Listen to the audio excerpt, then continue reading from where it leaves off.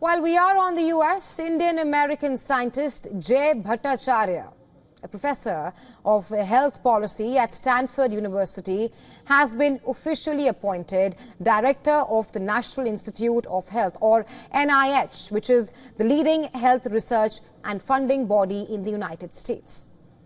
The US Senate confirmed that Bhattacharya and Human Services Secretary Robert F. Kennedy Jr. will work together to restore the NIH to a gold standard of medical research. Now, Bhattacharya has a rather illustrious career with various academic credentials to his name. But his real claim to fame were his controversial takes, especially during the COVID-19 pandemic.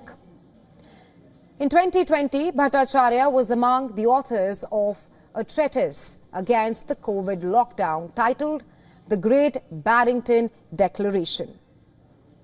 His manifesto made a rather strange argument: protect older and more vulnerable people from COVID-19 and let the virus spread among younger people, healthier people. And what was his logic behind this? Bhattacharya argued that COVID-19 spreading could rather help in natural immunity among the young people, while prevention efforts should be reserved only for the elderly population. And several public health experts had dismissed the idea. They condemned these views and branded the policy as fringe, something which would lead to millions of deaths. Back then, Bhattacharya also became a preferred witness in court cases challenging federal and state COVID-19 policies.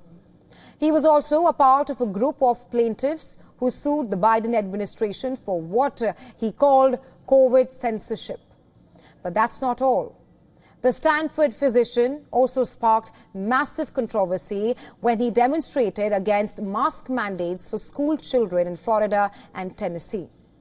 Judges in both states called him unqualified to make medical suggestions.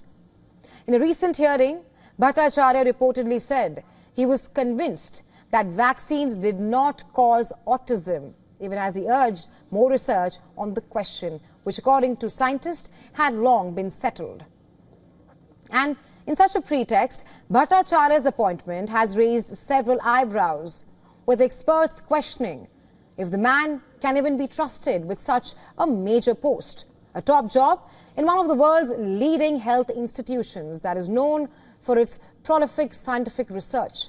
This is a serious concern, as it means millions of lives in the US remain at the disposal of decision makers like Bhattacharya. The question being, can he do a credible job? That only time will tell.